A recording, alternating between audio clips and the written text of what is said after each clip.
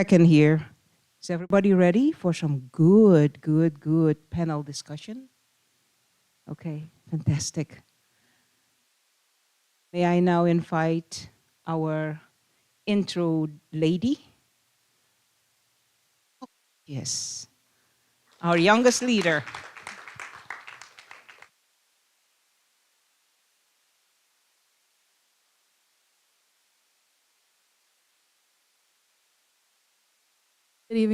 Good evening, everyone. My name is Urandi Miranda Peregrino, and I have the distinct honor to welcome you to the second annual Diverse Voices Rising panel discussion, organized by Woodbury University School of Business with support of the Woodbury University Office of Advancement. This event focuses on the proud celebration of leadership amongst diverse stakeholder groups in our society. This year, we celebrate women's leadership in honor of International Day of the Girl, which happens to be tomorrow. I would like to take this moment to share with you how we, the School of Business, develop leaders and celebrate women's leadership on a daily basis. As a school, our mission statement is cultivating innovative leaders for a sustainable society. Within our administration, we are proud to state that 2 of our 3 administrators are women. Also, the president of the school's most active student organization and one of Woodbury's most prominent ones, the Collegiate Entrepreneurs Organization, is led by a woman. That woman is yours truly. CEO annually organizes the Barron Business Plan Competition, which kindles the entrepreneurial spirit within all Woodbury students, as we keep participation open to all our majors in and outside of the School of Business. CEO also regularly organizes resume building workshops and supports the school leadership team with a flagship event titled the Creative Minds Conference, which will run its 8th iteration next month. Thank you again for being here tonight. I hope you will enjoy the panel discussion and participate in one of the breakout sessions later today. May I now invite our School of Business Dean, Dr. Joan Marquez, to introduce the panelists.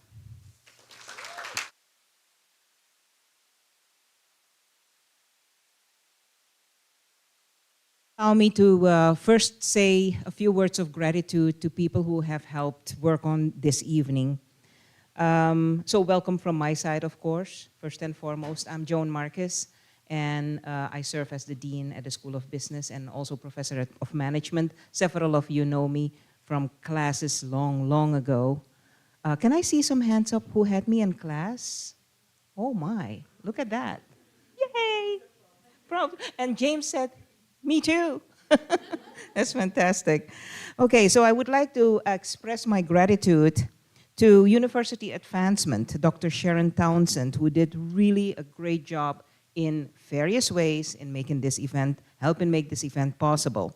I would like to thank Maria Palonjan, one of our panelists, who made sure that the goodie bags were all organized and helped us with the promo.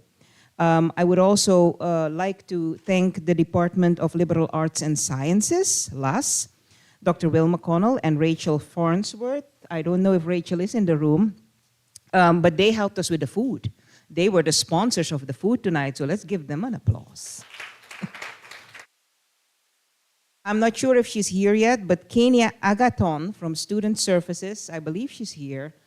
She's going to be one of our breakout session leaders.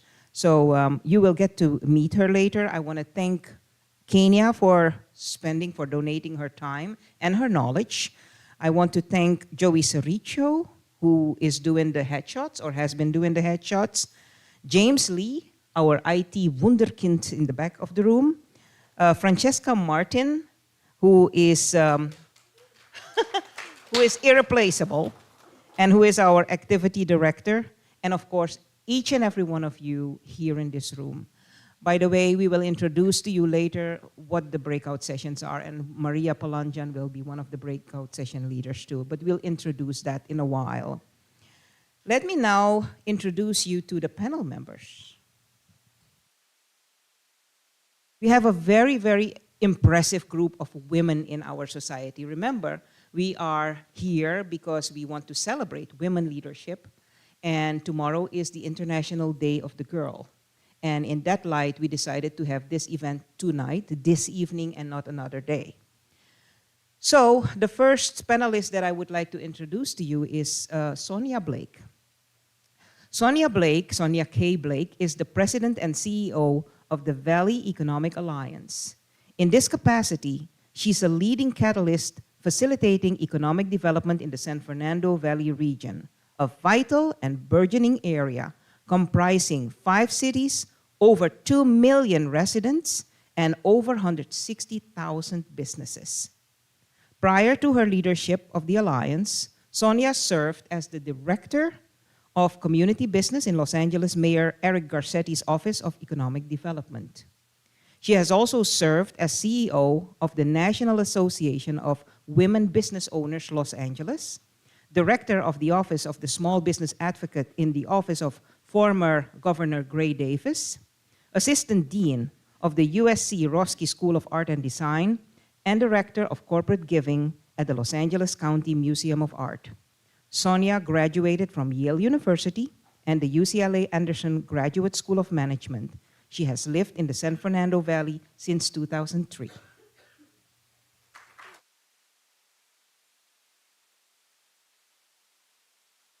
Our second panelist to be introduced, Maria Palanjan. Maria Palanjan is a serial entrepreneur. She's a mother of 3. She's an MBA graduate from Woodbury University, also an undergraduate graduate, right? A BBA and an MBA graduate from Woodbury. Born in Yerevan, Armenia, Maria dreamed of entrepreneurship despite living in a communist society. In America, she proved that women are unstoppable and can make their dreams a reality. As founder and CEO of Globafly, a city takeover advertising agency, she partners with top-tier clients like Mercedes-Benz, the New York Times, LegalZoom, and federal organizations such as the Department of Labor. She also founded Create Y, a nonprofit empowering minority women and youth to discover their purpose, or why, through mentorship and training. Her dedication to women's empowerment has earned her accolades, including the SBA Impact Award and Woodbury's Devoted Alumna Award.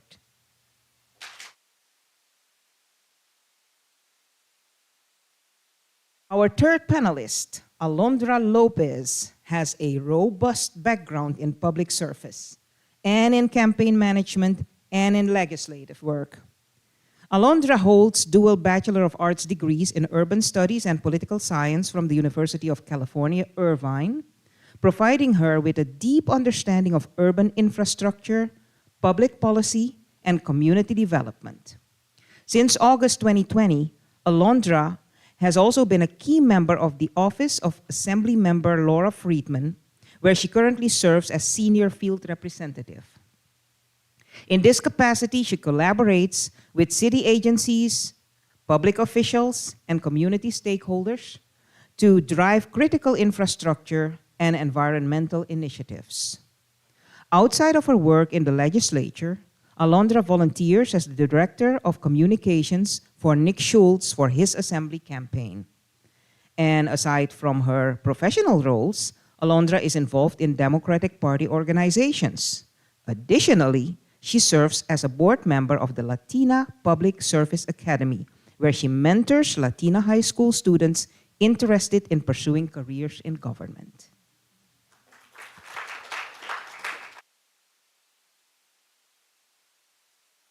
Jamie Kieser. Jamie Kieser Thomas. She is the CEO of the Burbank Chamber of Commerce, a position she embarked upon since 2021. Her leadership at the Chamber has been instrumental in fostering community engagement and supporting local businesses. Some of Jamie's proud accomplishments are the Chamber Excellence Awards, State of the City, always a great event, unbelievable, and many community engagement activities, as well as her strong support for local businesses. Prior to the Chamber, Jamie worked at the Walt Disney Company for 30 years before she retired in the corporate social responsibility space focused on Los Angeles community engagement. Jamie has also led the Disney Volunteers Leadership Council and is There I go. A Leadership Burbank alumna. By the way, she's also on the board of directors of Leadership Burbank. So she's really very strongly involved in several boards in the local community, and I really applaud all the great work that Jamie is doing for us. And then our member number 5, Tina Ojagian.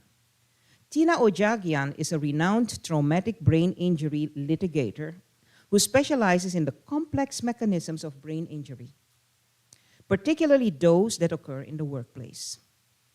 Ms. Ojagian is very involved in the brain injury community and serves as a board member with the UCLA Department of Neurosurgery and Neurosciences. Now, she regularly serves on educational panels and speaks to doctors, nurses, and fellow attorneys about the concussion protocol and nuances of litigating brain injury cases. Ms. Ojagian earned her Juris Doctorate from Loyola Law School in Los Angeles and is a certified course instructor licensed by the California Department of Insurance. She was named in the Los Angeles Magazine's list of Southern California super lawyers, rising stars for 2011, 12, and 13 consecutively, featuring outstanding young lawyers in Southern California. Since 2016, Tina has been named a super lawyer in Los Angeles Magazine's list of Southern California's super lawyers for the 10th consecutive year.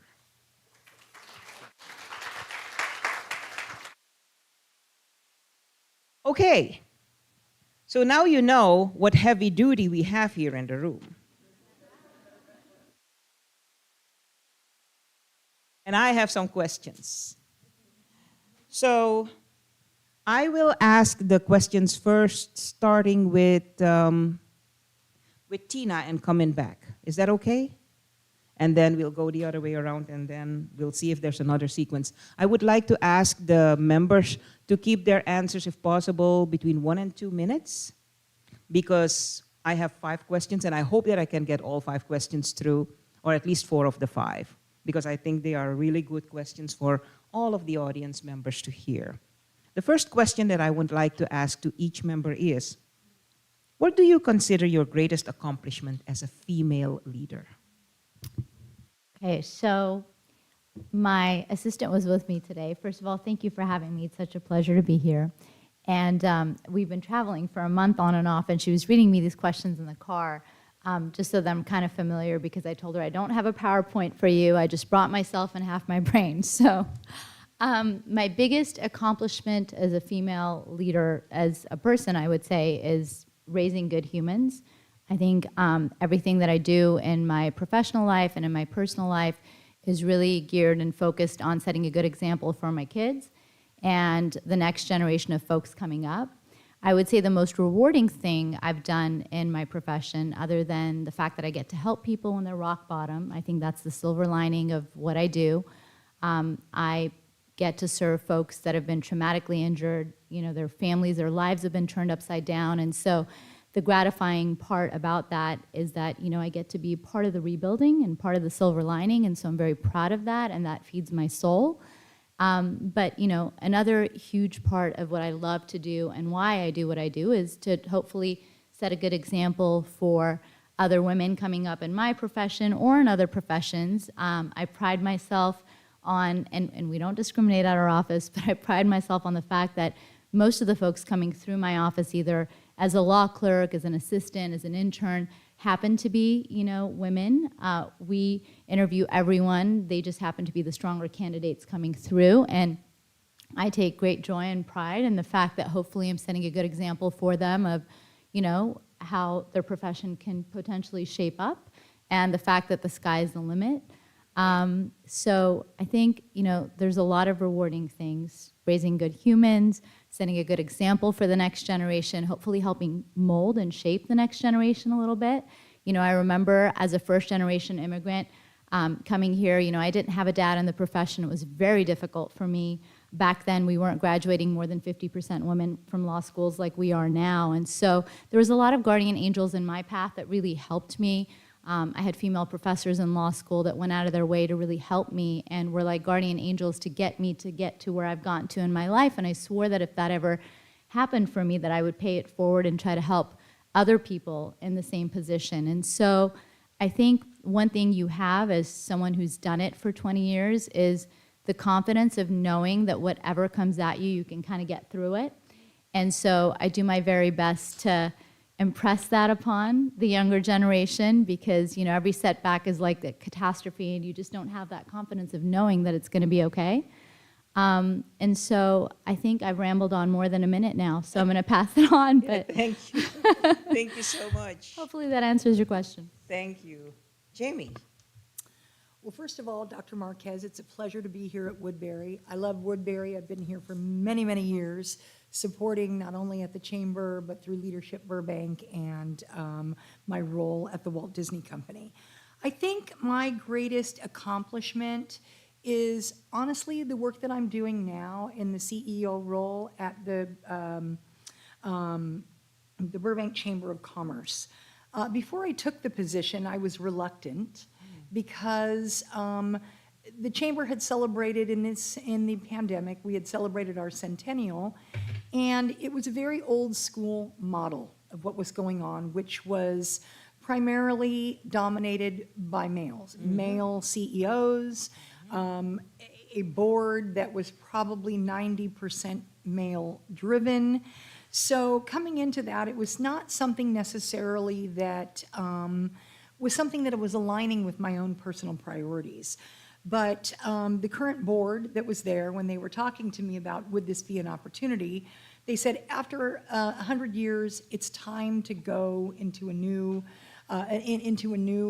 era, and we need someone to take us there, and we'd really like for that to be a female.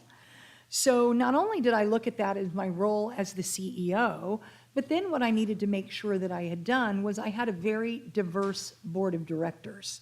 So it not just even, diverse based on gender, but, the Burbank Chamber of Commerce supports businesses. So we wanted to make sure that we had diversity in the businesses that we were supporting as well.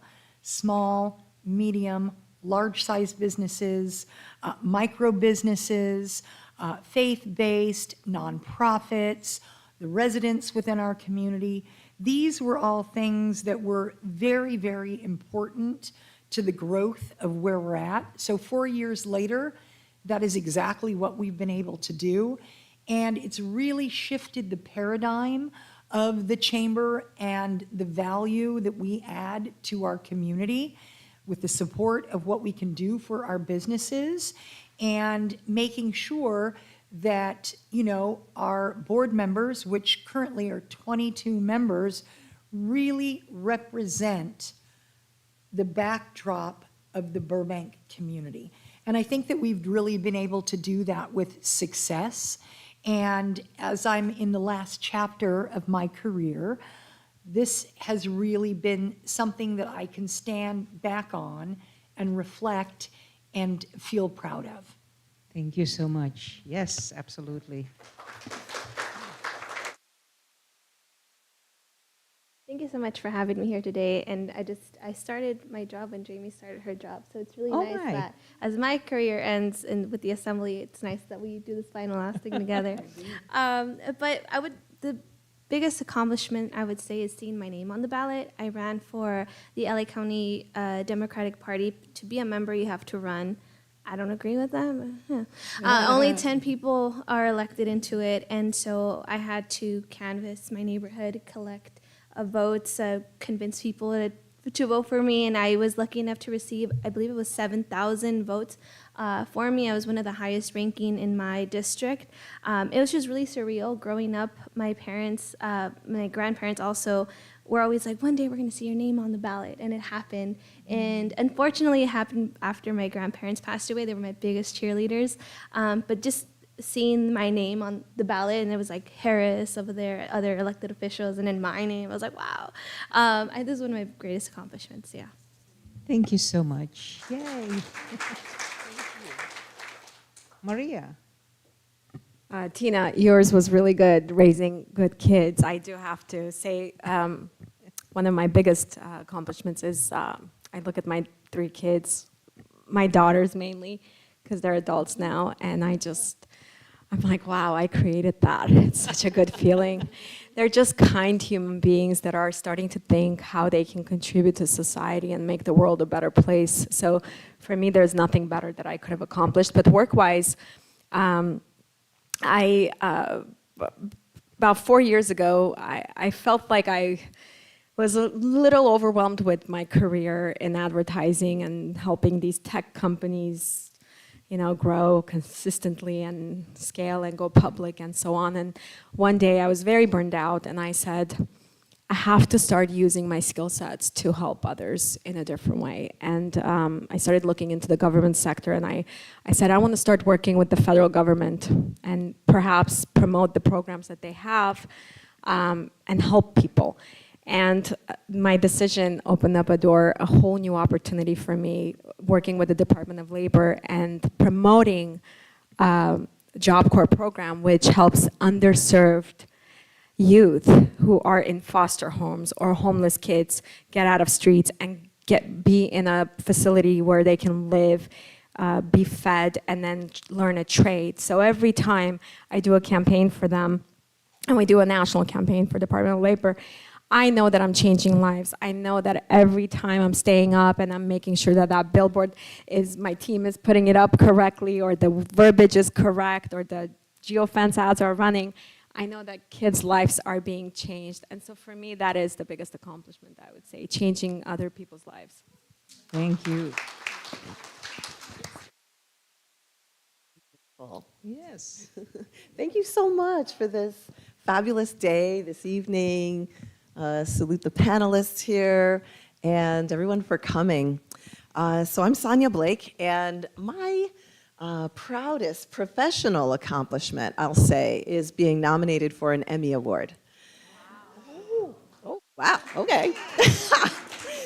So it's an interesting story, and I'll tell you why. The reason why I'm proud of it might surprise you. So I was a volunteer with Women in Film.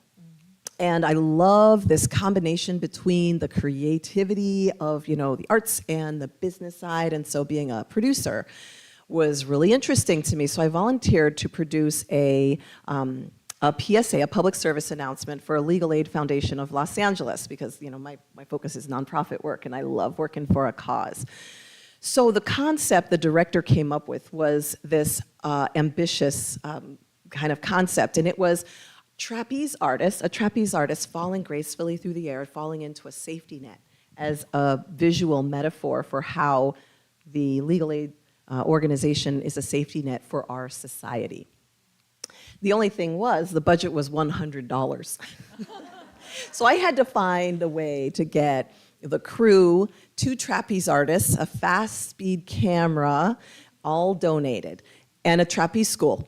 And so it was quite a task. And anyway, I was able to find all the elements, and the reason why it came together was because I found a trapeze school and I enrolled and I learned how to fly trapeze. And I was terrified. But here's the thing, I knew that if I wanted people to invest in my dreams, I would first need to invest in theirs. So I did, and I went over the school and the owner of the school, Richie Gayona, and they contributed the trapeze artists and the location, and got the camera donated for free. But I think that for me, it's just a story of, inside of us there's a masculine and there's a feminine. And I don't feel that as a female leader I'm competing against men. I'm competing against myself and my own aggressive side and my own passive side. And I think that by doing that, by completing that project through, not by pushing, but by pulling, by magnetizing people into the vision, getting them on board, was something I'm very proud of as I lead with my feminine side.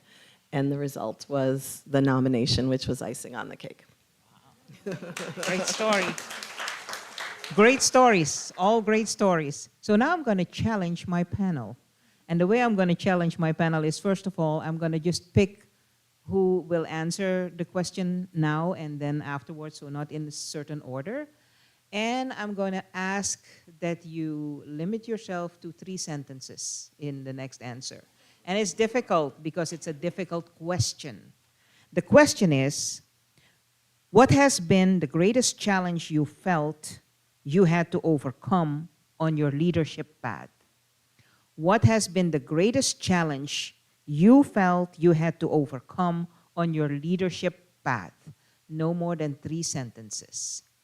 Challenge, challenge, challenge. Now, who am I going to pick first? Jamie, you're challenging me. Jamie, there you go.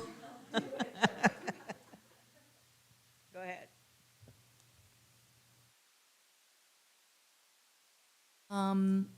Being a female and doing the same work as some of my male colleagues who were paid a higher salary and had larger titles higher titles for doing the same type of work. And that was something at Disney that was held to the highest standard, even at our C-suite executives, of what the leadership paradigm looked like, and the females were not present. Wow. Okay, Maria. Starting a shoe company. I was in an industry that was dominated by men who were challenged me on everything that I wanted to do. And back in 2008, when I started making bridal shoes with vinyl, my bestie here knows what I'm talking about. Everybody challenged me and they said, vinyl is being used for strippers and satin together and make shoes. And I was being constantly challenged. And I one day said, you know what? You're going to do what I'm going to tell you to do, and that's it. And then a couple of years later, Kim Kardashian started wearing vinyl, and all the designers started making vinyl. And so I would say my challenge turned into a good opportunity, but it was challenging at the time because they would fight with me and tell me, no, we're not making the shoe. You have no idea what you're doing. You're not a shoe designer. And here you are telling us to make a shoe that is out of vinyl for brides. So something a lot simpler, Jamie, than yours, but it was a challenge at the time. Thank you. Tina. Gender biases in my profession where I've been mistaken for the court reporter, the interpreter, the injured plaintiff, but then you flip the script and use that to your advantage because there's nothing better than being underestimated. They don't see you coming. And imposter syndrome and limiting voices not only from others but from myself in the back of my own head that I have had to kind of overcome by grounding myself in the present moment and doing affirmations in the mirror and trial and error and you know, persevering and moving forward.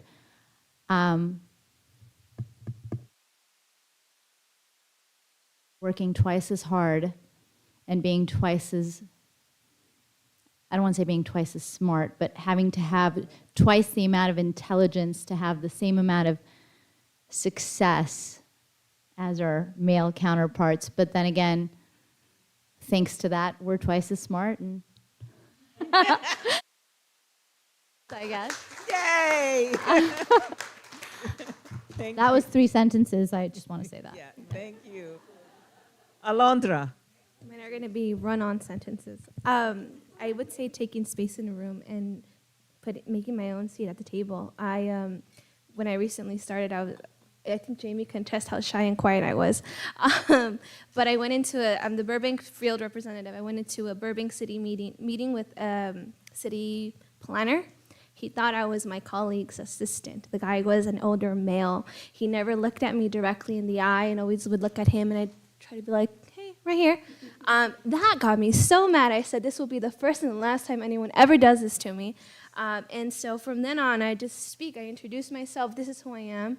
And whenever I start to, the higher up we go, the less women there are. And sometimes I'm like, why am I here? But I'm here because that's my job. My boss trusted that I could do my job and speak on her behalf, which are big shoes to fill. And I was chosen to do this role, and I'm meant to be here. And so just having to introduce myself and getting that confidence. Yeah. Wonderful.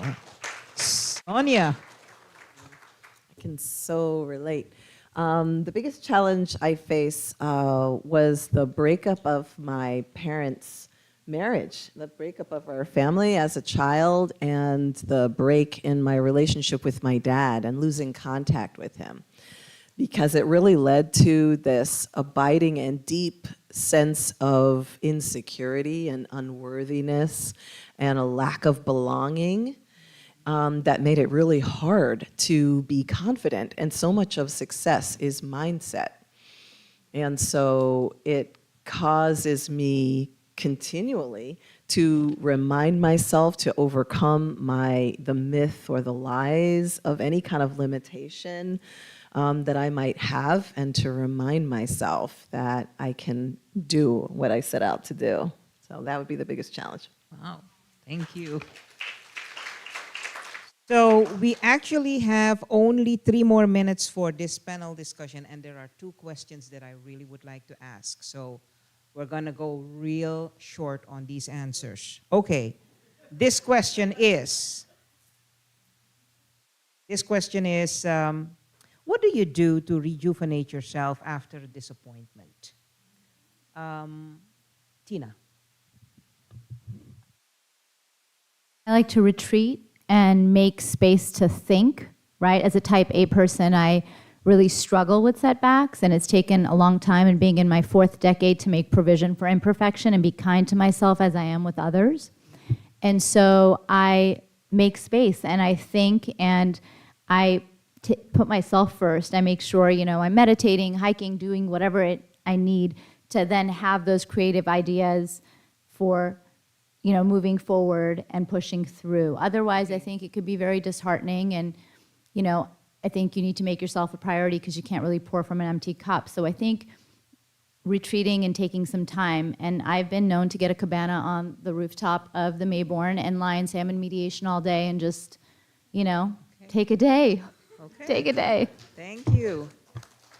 Sonia. So for myself, I love to write poetry. I've discovered this love of writing poetry. And so it turns like a disappointment or something, some negative emotion. It allows me to be able to just express it, get it out of my system, and then turn it around at the end on what beauty is going to come out of the ashes that experience is, right? Beautiful. So writing poetry. And then, of course, some girl talk. Good conversations with friends is so affirming. Yeah, thank you. Jamie.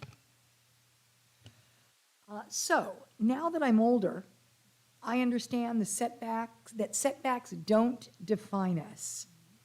I do my best to hold my head high and understand the value of my self-worth. I'm inspired. Inspired to surround myself by powerful, influential people who understand the value of hard work and collaboration.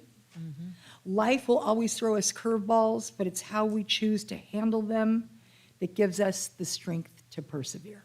Super. Thank you. Maria.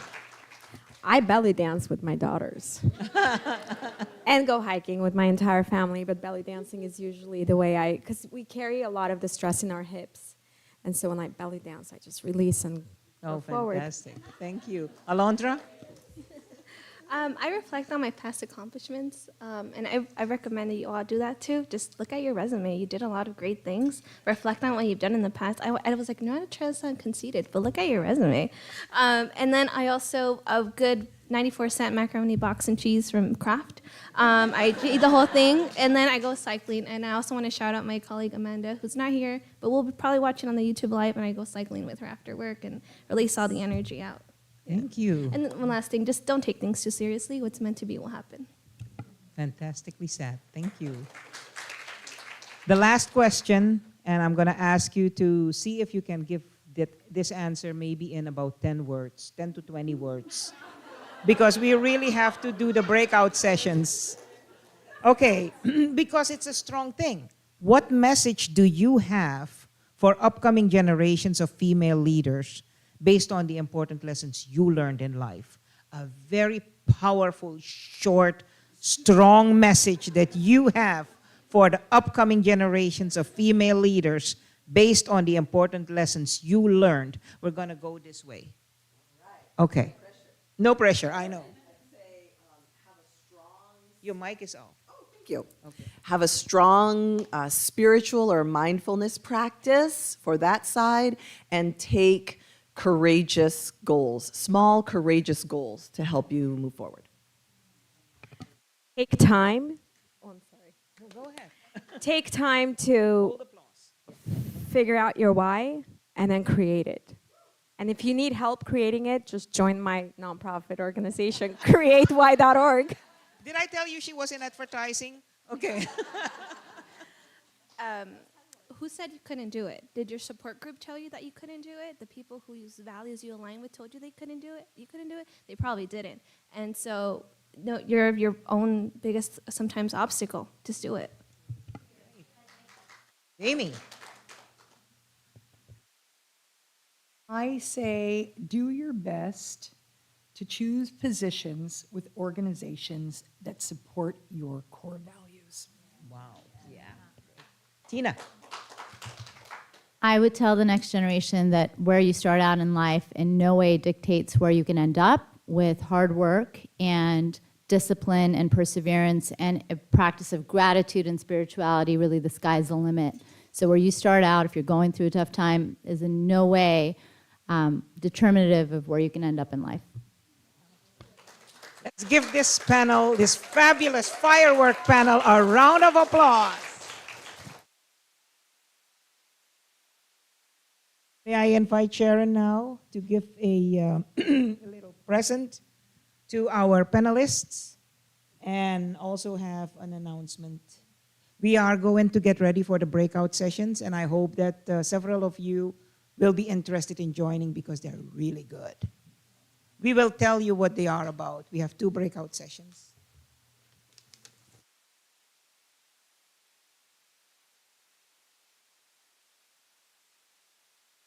Just have a short little gift for you to express our gratitude. This is such a powerful moment, and though the audience isn't large, they're powerful just like you. So thank you for being here.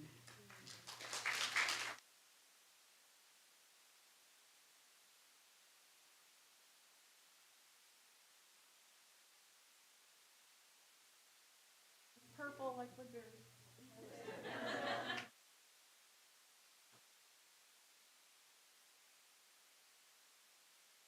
Thank you all very much for this wonderful gift that you gave to all of us. Your knowledge, your insights, your experiences, your reflections. Thank you very much. Sharon? Thank you. And at this time, we have 2 breakout sessions. We have one with Mariah and one with Kenya. So if you want to just follow Francesca back in the back of the room, she can tell you where to go. Is James here? Because James, we had them on the panel so that you could see what the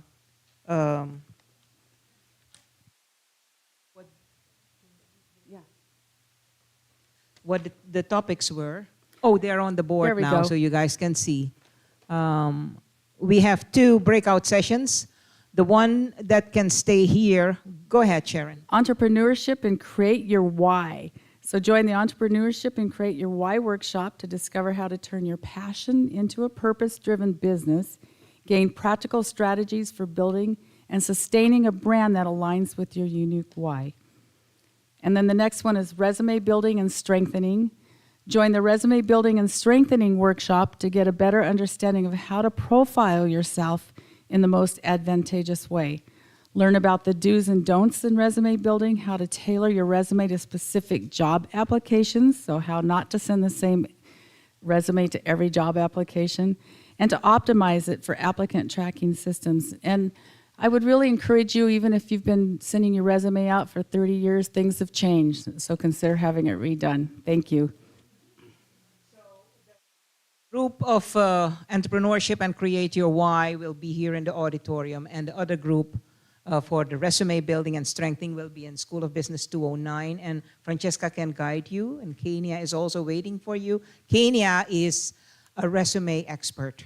So if you have any questions, I mean, resume is something that needs to be polished regularly. So if you're interested in that, 209 is the place to go. And if you want to create your why and polish your entrepreneurship, then here is the place to go. We have enough people to have 2 good rooms, so please do that. But I want to take one quick picture with